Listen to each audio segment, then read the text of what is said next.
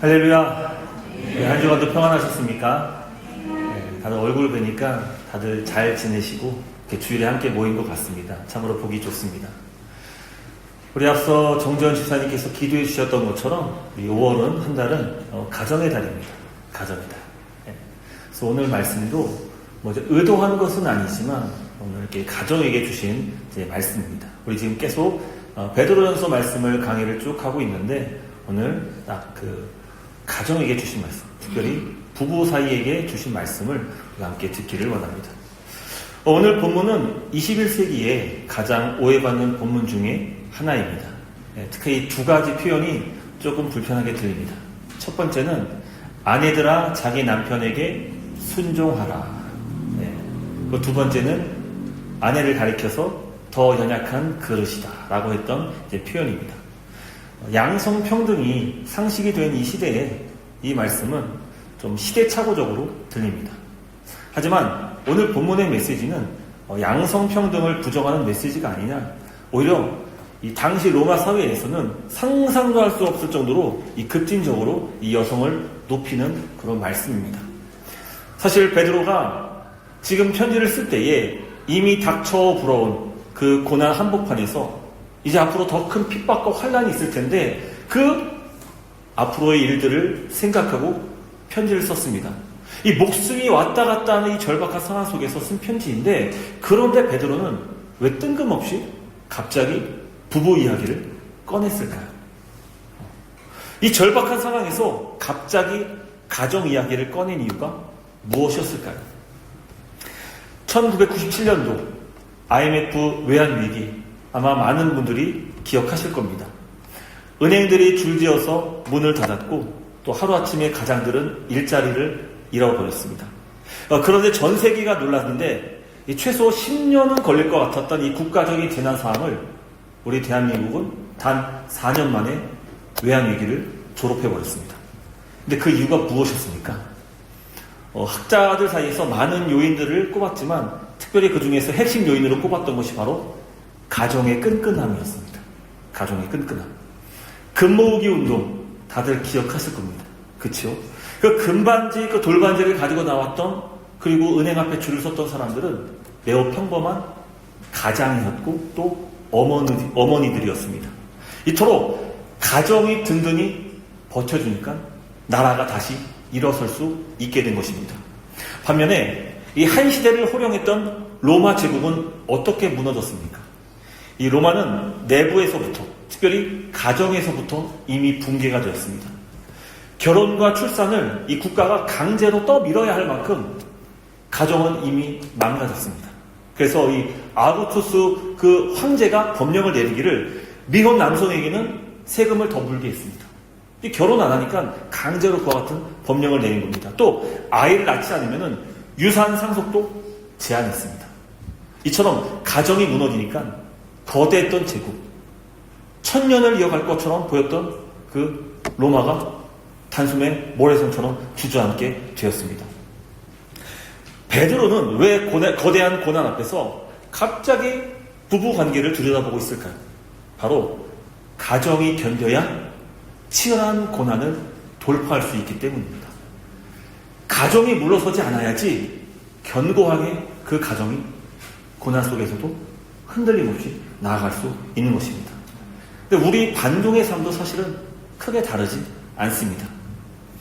이방인, 나그네로 이 살면서 부당한 일들을, 억울한 일들을 참으로 많이 당해 오셨습니다.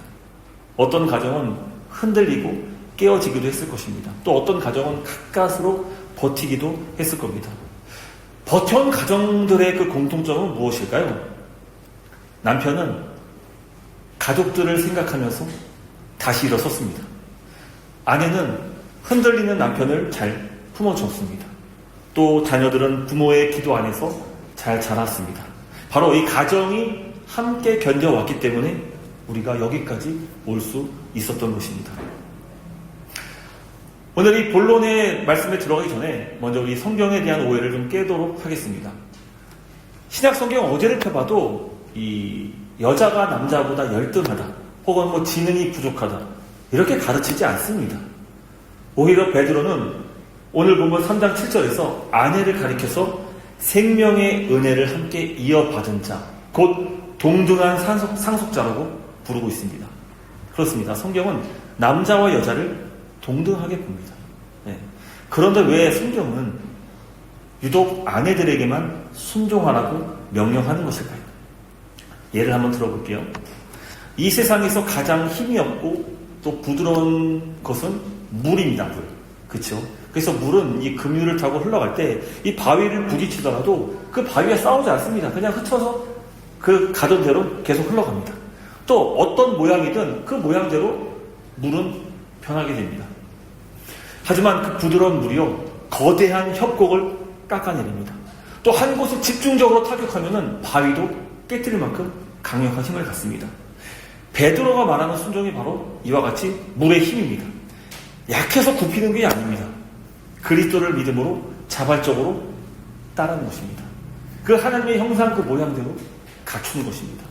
오늘 본문이 요구하고 있는 이 순종은요, 아무나 할 수 있는 그런 순종이 아닙니다. 오직 믿음을 가진 자만이 능히 할 수 있는 그런 순종입니다. 여러분, 이 베드로가 1절에서 말하는 남편은요, 크게 두 부류로 볼 수 있습니다. 하나는 아예 불신자, 불신 영혼일 수도 있습니다. 근데 거의 대부분 학자들은 이 사람이 교회는 다닐지 모르겠지만 믿음과 삶이 일치하지 않는 그런 사람일 것이다 라고 이렇게 추측을 합니다. 자, 이 베드로는 그런 남편들 대신에 믿음을 가진 신실한 아내들에게 명령하고 있는 것입니다. 여기에는 특별히 또 중요한 시대적인 배경이 있습니다. 1세기 로마 제국에서는 이 가정의 모든 권한은 남성에게 있었습니다. 가장에게 집중되어 있습니다. 그래서 아내와 남편이 믿는 신이 다르다고 할 때에 만일 아내가 남편의 말을 무시하고 남편이 믿는 신을 무시하고 교회로 가서 예수를 믿는다는 것은 당시로서는 가정을 아예 질서를 파괴하는 그런 반역과도 같은 그런 행위였습니다. 혼자 예수를 믿어야 하는 그 아내들을 이 폭력적인 시대 가운데서 어떻게 부신 남편들을 변화시킬 수 있는지에 대해서 오늘 베드로 사도는 말하고 있습니다. 3장 1절 말씀이죠. 이는 혹 말씀을 순종하지 않는 자라도 말로 말미암지 말래. 말로 하지 말고 그 아내의 행실로 말미암아 구원을 받게 하려 함이니. 그럼 말싸움 한다고 예수 믿는 거 아닙니다. 말로 논쟁한다고 예수 믿는 게 아니에요, 여러분. 남편이 그렇게 변화되지 않습니다. 남편을 변화시킬 가장 강력한 무기를 오늘 베드로 사도는 우리 아내들에게 손에 쥐어줬는데 그것은 바로 거룩하고 정결한 삶입니다. 거룩하고 정결한 삶. 말로는 전할 수 있어요.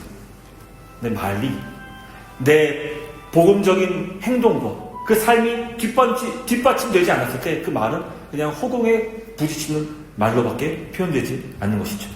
그런데 여러분, 이 원리는 단순히 아내들에게만 해당되는 말씀은 아닙니다.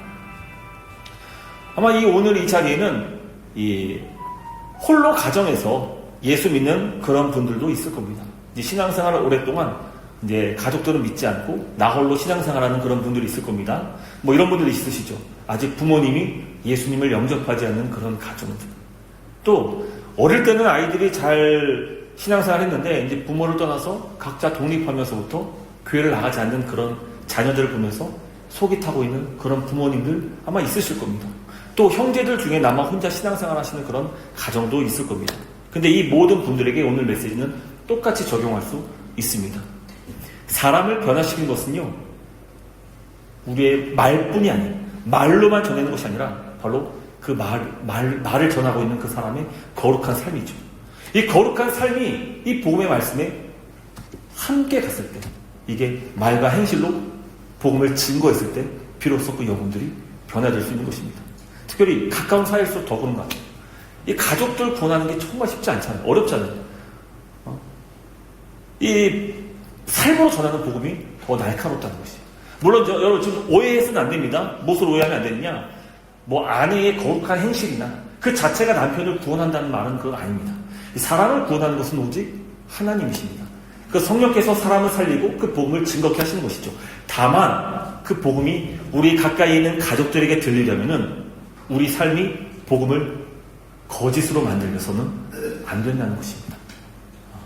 그러니까 한국교회가 지금 큰 위협과 핍박을 받는 이유 중에 하나도 무엇입니까?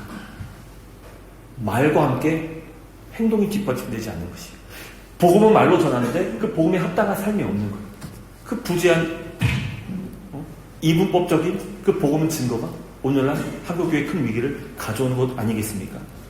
자, 그렇다면 이 거룩한 행실은 어디에서 나오는 것입니까? 네. 절대로 밖에서 꾸며내는 것은 아닙니다. 베드로는 이 베드로전서 3장 3절 말씀에서 머리를 꾸미고 금을 차는 외모의 단장이 아니라고 분명히 말합니다. 네, 겉모습이 아닙니다. 베드로전서 3장 4절에는 마음에 숨은 사람을 온유하고 안정된 심령, 썩지 않을 것으로 단장하라고 명령하고 있습니다. 단장하라. 그래서 여기서 이 단장이라는 말을 주의할 필요가 없는데 이 단어가 헬라어로 뭔지 아십니까? 코스모스입니다. 코스모스. 바로 우주, 이 조화로운 질서를 의미합니다. 그러니까 지금 베드로가 말하는 단장은 뭐 거울 앞에 서서 꽃단장하고 있는 그 단장이 아닙니다.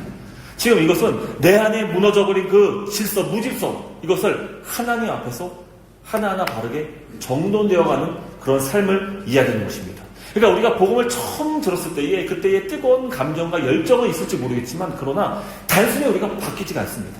우리가 날마다 하나님 말씀을 묵상하고 그 말씀 가운데 거할 때에 우리 삶이 점점 단장되어지는 거예요.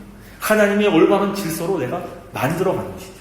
바뀌는 것이죠. 그래서 여러분, 사람은 단숨에 바뀌는 게 아니에요. 우리는 죽는 그 순간까지 계속 그리스도 안에서 거룩한 삶으로 단장해 나가야 됩니다. 그것은 이 땅에서는 결코 완성될 수 없는 것이죠.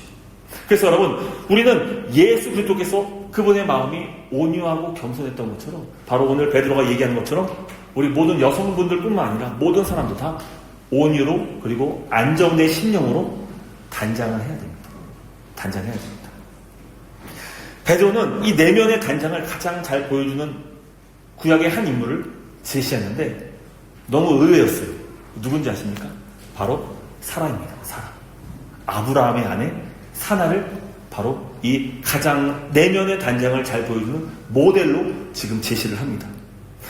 여러분, 우리가 사라를 잘 알지 않습니까? 그는 정말 완벽한 그런 사람이었습니까? 아니에요. 그런 사람이 아니에요. 그 사람은요, 천사가 와서 그 아들을 줄 것이라는 그 약속 앞에서 그녀는 웃었습니다. 그쵸? 속으로 웃었습니다. 또, 이 남편을, 이 인내하지 못하고 남편을 여종 하갈에게 들여보내가지고 가정을 어지럽힌 그런 장본입니다. 또 그렇게 맞이했던 그 하갈 어떻게 합니까? 아주 비참하게 내쫓는 역할을 합니다. 그런데 왜 베드로는 이런 사라를 우리에게 모델로 제시하고 있는 것입니까?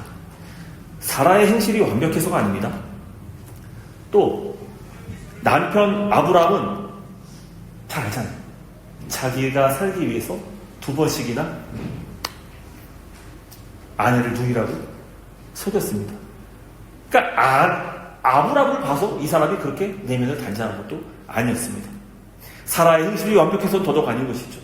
그런데 베드로는 왜 이런 사라를 모델로 삼았습니까? 바로 그는 그 절망적인 순간에도 사라는 남편 대신에 약속의 하나님을 소망했기 때문입니다. 그 말씀이 3장 5절에 나옵니다. 전에 하나님께 소망을 두었던 거룩한 부녀들도. 그러니까 사라를 하나님께 소망을 두었던 거룩한 부녀로 지금 제시하고 있는 것입니다. 그렇습니다. 여러분, 진짜 지혜로운 사람은요, 환경이나 사랑 혹은 사람에게, 상황에게 소망을 두지 않습니다. 오직 하나님께로만 소망을 두는 것이죠. 내 인생의 소망을 만일 남편의 그 사업 성공이라든지 아니면은 경제적인 안정에 두었다면은 어쩌면 부부 사이는 매일 싸우고 갈등할 수 있을 것입니다. 하지만 사라의 딸들은 다릅니다. 소망의 닻을 하나님께 내렸기 때문에 설령 남편이 흔들릴지라도 아내가 흔들리지 않으면 되는 거예요. 설령 상황과 환경이 이 가정을 뒤흔들려고 계속 공격할지라도 하늘에 하나님께 소망을 두고 있으면 그 가정은 절대로 깨지지 않는다는 것이죠. 오히려 여러분, 아내들이 잘 들으십시오. 흔들리는 남편을 기도로 품어줄 수 있는 그런 큰 그릇들이 될 수 있기를 주님의 이름으로 축원합니다. 이것이 반중에서의 수많은 숱한 어려움과 시련 속에서도 여러분들의 가정과 특별히 가장들을 지킬 수 있는 아주 유리한 무기가 되는 것입니다. 제 두 번째입니다. 이제 베드로전서 3장 7절 말씀 잘 텐데 이제 남편에게도 이야기를 합니다. 남편 되신 형제 여러분, 주의 말씀을 잘 들으시기 바랍니다. 먼저 베드로는 남편들에게 지식을 따라 너희 아내와 동거하라고 명령합니다. 여기서 지식은 무엇입니까? 뭐 내 감정이 아닙니다. 또 가부장적인 관습도 아니고 뭐 어떤 지식적인 이론도 아닙니다. 바로 내 아내의 형편, 내 아내가 외로워하고 있는지, 또 그 아내의 눈물을 깊이 이해하는 그 지식을 말하는 겁니다. 조금만 신경 쓰고 조금만 관찰하면 언제든지 알 수 있는 그런 아내를 향한 지식을 의미하는 것입니다. 사실 이 반중 땅에서의 남자들의 역할은 참 책임감은 무겁습니다. 아침 일찍 출근하시고 밤늦게 퇴근하시고, 우리 지난주에 말씀 들었지만 우리 한 주간 여러 말씀 붙잡고 어떻게 살아보셨습니까? 우리 그저께도 이 금요 목장 예배, 우리 구역 예배에 참여했을 때 우리 성도들이 얘기했던 것들도 다 그래요. 참 견디기 힘든 이 반동 땅의 삶이 녹록지 않다는 것입니다. 참고 참아야 될 일들이 너무나도 많이 있다는 것입니다. 특히 남자들은 더 그렇잖아요. 더 피말리는 현장 속에서 믿지 않는 사람들과 싸워야 되고 그들과 실갱해야 되고, 정말 어떤 분들은 정말 이분은 화낼 수 있는 그런 분인가 싶은데도 그 안에 화가 있다라고 얘기하시는 분들도 계시더라고요. 그런데 그러다 보니까 점점 남편들이 가정을 돌아보지 못한 채 아내의 마음을 헤아리지 못하는 거예요. 베드로는 그런 남편을 향해서 단호하게 명령합니다.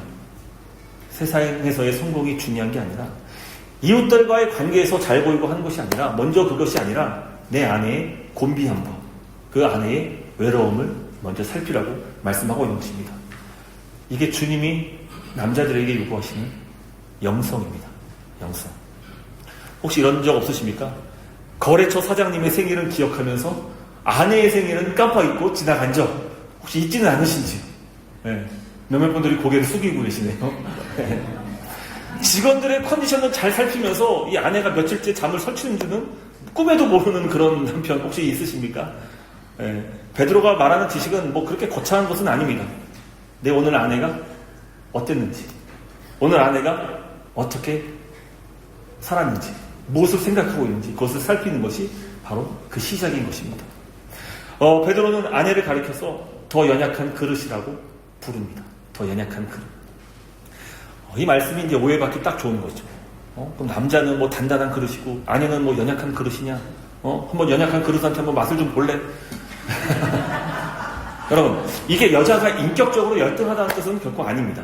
이 성경이 말하는 연약한 그릇이란 이 여자의 가치를 폄하하는 것이 아니라 오히려 이 더 거친 그 세상 속에서 쉽게 깨질 수 있고 또 다칠 수 있는 그런 정서적이거나 환경적인 취약함을 뜻하는 것입니다.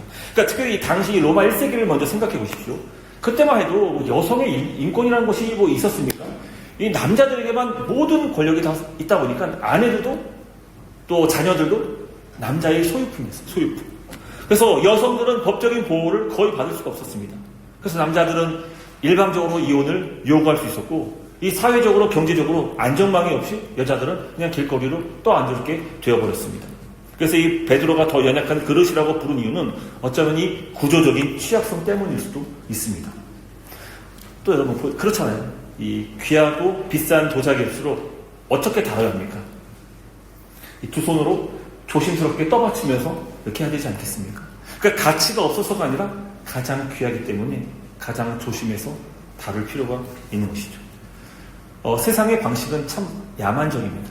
지난 서구 사회가 증명했던 2000년의 역사도 마찬가지예요. 항상 야만적이었어요. 힘이 없으면 항상 굴복당할 수밖에 없었습니다. 가정에서도 마찬가지죠. 남자는 항상 여자를 지배하려고 했습니다. 여자는 그 어떤 사회적인 제도망이 없이 항상 그 지배를 받아야만 했던 것입니다. 약하면 눌러야 되고, 이게 세상의 법칙 아니겠습니까? 만만하면 무시해버리고, 쓸모없으면 버리는 것. 이게 세상의 논리란 말이죠. 그러나 복음의 방식은 정반대입니다. 정반대입니다. 세상은 약한 자를 억압하고 누르지만 복음은 오히려 약한 자를 더 품고 감싸하는 것을, 그들의 보호막이 되어줄 것을 이야기합니다. 하나님이 남편들에게 가장으로서의 그 권위와 힘을 주셨다면 그것은 연약한 아내들과 자녀들을 잘 감싸 안고 지켜내고 보호해내라는 그런 뜻일 것입니다. 앞서 얘기한 것처럼 당시 로마 사회에서는 이 아내는 남편들의 소유물이었습니다. 베드로는 그런 시대 한복판에서 지금 아주 급진적인 말씀을 하고 있는 것입니다. 3장 7절 말씀이죠. 아주 폭탄 선언이에요. 내 아내는 너와 함께 천국의 상속자다. 너와 함께 동등하게 보고 있는 거예요. 그러니까 남편이 구원받으면 여자도 따로 딱 자연스럽게 구원받는 것이 아니라 동등한 생명이 천국의 생명의 상속자다라고 말하는 것이죠. 당시 여자를 재물로 소유처럼 여겼던 그 시대 속에서 이 가치관을 철저하게 파괴했던 그런 복음의 능력이 여기서 나타나고 있는 것입니다. 자, 그리고 여기서 한 가지 더 살펴볼 단어가 있는데, 이 베드로전서 3장 7절 말씀 보면은 귀히 여기라라고 이제 번역한 단어가 있는데, 이 단어가 헬라어로 티메입니다. 티메. 근데 이 티메라는 단어가 또 어디 쓰였는지 아십니까? 바로 직전 장이었던 베드로전서 2장 7절에서 예수 그리스도를 보배라고 이 보배라고 가르쳤을 때 그때 사용한 단어가 바로 이 똑같은 티메입니다. 그러니까 여성들을 더욱 귀히 여기라 라고 했던 그 말씀의 명령이 무슨 것을 의미합니까? 바로 마치 독생자 예수님을 보배롭게 여기듯이 그렇게 하라고 말씀하고 있는 것입니다. 할렐루야. 그리스도인 남편은 옆에 있는 아내를 예수님께 드리는 그 존귀함으로 대하라고 성경은 말해주고 있습니다. 마지막인데 베드로는 이 모든 명령에 아주 무서운 경고 한마디를 덧붙입니다. 이는 너희 기도가 막히지 아니하게 하려 함이라. 아니 무슨 부부생활, 가정생활 얘기하다 갑자기 왜 기도가 막히니 안 막히니 이런 얘기를 해야 되는 것입니까? 그래서 막히다라는 뜻은요, 이게 군사용어인데 이게 그잖아요. 이 군대가 이 복음로가 계속 이 지원이 돼야지만 이 앞으로 계속 나아갈 수 있는데 이게 지금 딱 막혀버린 거예요. 복음로가 끊어진 상황이에요. 이도 저도 못하고 지금 다 굶어 죽게 숨겨버린 것입니다. 이게 바로 여기서 막히다는 막히다. 그러니까 기도가 막힐 때 남편의 행실로 말미암아 기도회가 이렇게 막히는 것입니다. 하늘로부터 내려오는 그 은혜의 복음로가 완전히 차단되어 버리는 것이죠. 예를 들면 이런 것이죠. 이 수도꼭지에 물을 딱 틀어가지고 막 해야 되는데 이게 콸콸 쏟아져 나와야 되는데 이 물이 쏟아져 나오지 않고 뭐가 막힌 것처럼 나오지 않고 있어요. 딱 보니까 호수가 꼬여가지고 이 물이 나오지 않게 되는 것이죠. 예. 여러분, 근데 우리의 기도가 바로 이와 같다는 것이에요. 어딘가가 얽혀 있거나 이게 꼬여 있으면은 이게 물이 나오지 못하는 것처럼 이 기도도 마찬가지잖아요. 차단되어 있으면은 막혀버리면 기도 하늘로부터 막혀버린다는 것을 지금 성경이 얘기하고 있는 것이죠. 그리고 이 베드로는 남편에게 내 기도만이 아니라 너희 기도라고 말하고 있습니다. 너희 기도. 누구의 기도입니까? 가정의 기도를 얘기하는 거예요. 그러니까 남편 때문에 아내가 새벽마다 부르짖는 그 기도가 막힐 수가 있다는 거예요. 자녀들이 그 눈물로 기도하는 것이 막힐 수가 있다는 것입니다. 그러니까 여러분, 남성들에게 하나님께서 주신 그 권위만큼 책임이 크다는 것을 우리는 잘 알아야 됩니다. 여러분 때문에 아내들의 모든 기도를 허사로 만들고 싶으십니까? 밖에서는 한없이 젠틀하고 이 거래처 우리 사장님들에게는 친절하게 웃고 굽신굽신하면서 또 교회에서는 좋은 집사님, 장로님으로 칭찬받는데 정작 집에 와서는 나와 가장 가까이 있는 사람에게 짜증내고 무시하고 하고 이러고 있지는 않으십니까? 근데 내 아내, 즉 나의 천국의 공동 그 상속자를 함부로 여기면 기도가 막힙니다. 기도가. 남편과 아내가 주 안에서 서로 화목하고 서로 존귀하게 될 때 그때 막혔던 기도도 다시 열리게 되는 것입니다. 할렐루야. 말씀 맺도록 하겠습니다. 마지막으로 두 가지를 좀 분명히 짚고 넘어갔으면 좋겠는데, 첫 번째는 여기서 말하는 순종은 맹종은 아닙니다. 만약에 남편이 이 죄를 강요하거나 어떤 폭력을 휘두를 때는 이 거절해야 됩니다. 네, 거절해야 됩니다. 또 두 번째, 오늘 말씀은 그냥 아내가 무조건 참고 순종하면 남편이 다 예수 믿고 교회에 나온다, 그 얘기도 아닙니다. 여러분, 어차피 남편이나 가족들이 끝까지 변하지 않을 수 있습니다. 근데 그것이 중요한 게 아니라 오늘 내가 누구의 딸이냐? 하나님의 딸이다. 하나님의 자녀라는 사실이 흔들려서는 안 된다는 것입니다. 잘 들어보십시오. 어떤 부모가 아주 어린 아이를 데리고 벼랑깃을 아주 조마조마하게 걸어간다라고 한번 생각해 보십시오. 그때 그 부모가 아이에게 말합니다. 아이야, 내 손 꼭 잡으렴. 그래야 네가 살 수 있어. 이 벼랑길에 떨어지면 죽어. 그러니까 내 손 꽉 잡아야 돼. 근데 한번 상식적으로 생각해 주십시오. 그 어린아이가 아무리 엄마 손목을 꽉 휘어잡는다 해도 그 힘이 어디 그 벼랑길에 떨어졌을 때에 그 건져낼 수 있을 만한 힘이 있습니까? 없는 것이죠. 아이가 붙드는 힘이 세서가 아니라 엄마가 필사적으로 정말 손목이 부러지듯 하시 그 아이의 손을 꽉 붙잡고 걸어가기 때문에 그 아이가 안전할 수 있는 것이죠. 근데 이것이 우리 가정에도 정확하게 적용이 됩니다. 물론 남편과 아내로서 우리가 해야 될 마땅한 도리를 해야 될 것입니다. 그렇다고 우리 가정이 아내와 남편의 힘만 가지고 무사히 이 힘든 길들을 걸어갈 수 있다는 것은 결코 아닐 것입니다.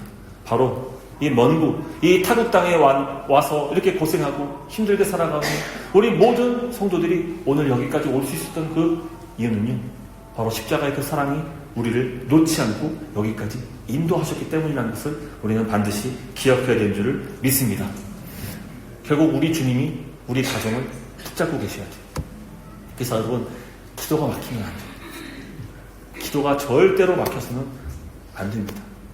이것이 관계 속에서 우리의 기도가 열리기도 하고 막히기도 한다는 사실을 꼭 기억하시기를 바랍니다. 물론 우리가 예배를 드리러 왔을 때에도 이 형제들, 여기서 말하는 형제라면 이 교회의 지체들을 말할 것입니다. 이 형제들과도 마음이 불편한 상태로 와서 하나님께 예물을 드리려거든 어떻게 하라고 하십니까? 먼저 가서 형제와 화해하고 와서 그리고 예물을 드리라고 말씀하지 않습니까? 관계가 중요한 거예요. 관계가. 하나님께로만 내가 바로 수직적으로 관계만 잘하고 있다고 내 삶이 형통하리라는 생각을 우리는 버려야 됩니다. 내가 아버지를 존귀히 여기는 것처럼 우리 옆에 있는 가까이 있는 지체들을 존귀하게 여길 때 그때 하늘의 문이 활짝 열릴 것이고 우리로 말미암아 그 은혜 가운데 나아갈 수 있게 되는 것입니다. 그러므로 꼭 기억하십시오. 관계가 중요합니다. 하나님과의 나와 관계가 튼튼하다면 그 말은 수평적인 관계가 튼튼하다는 말이에요. 예. 그리고 가장 가까이 있는 가족들, 이 가정이 바로 그와 같은 가정이 될 수 있기를 간절히 소망합니다. 여러분, 주님이 우리 가정을 붙들고 계심을 믿으십니까? 이 사실을 믿는다면 우리는 두려워하거나 조급해할 필요가 전혀 없을 것입니다. 내가 내 힘으로 배우자를 바꿀 수 있는 것 아닙니다. 그렇죠? 이와 같은 강박에서 좀 벗어날 수 있어야 합니다. 하나님께 맡겨야 되죠. 그리고 하나님께서 오늘 위해 주신 말씀 무엇입니까? 아내들이여, 잔소리를 멈추고 온유하고 안정한 심령으로 여러분들의 자리를, 가정에서의 여러분들의 자리를 잘 지키시기를 바랍니다. 하나님께 소망 주고 여러분의 거룩한 행실로 가정을 살릴 수 있는 우리 모든 아내들 될 수 있기를 주의 이름으로 축복합니다. 남편 여러분, 가장으로서 여러분들이 짊어져야 될 그 무거운 짐들을 다 합니다. 하나님도 아실 겁니다. 그렇다고 그 짐의 무게 때문에 가까이 있는 사람에게 거친 말로 쏟아내지 마시기를 바랍니다.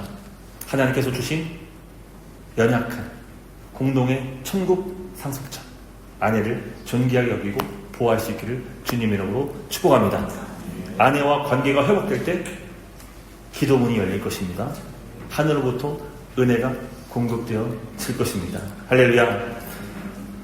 우리 한번 부부가 나란히 앉아 계시다면은 이렇게 한번 서로 고백해 보시고, 혼자 계신 분들도 괜찮아요. 믿음으로 고백하시기 바랍니다. 한번 이렇게 따라합시다. 당신이 참 귀합니다. 옆에 보고 하시라고요. 우리 옆에 나란히 부부가 앉아 계신데 왜 안 했어요? 다시 한번. 당신이 참 귀합니다. 우리 주님 손 꼭 붙잡고 같이 잘 버텨봅시다. 네, 서로의 연약함을 우리 십자가의 은혜로 덮어지기를 소망하며 복음으로 단장하여서 이 반석교의 모든 가정들이 든든하게 세워져 나갈 수 있기를 주님 이름으로 축원합니다.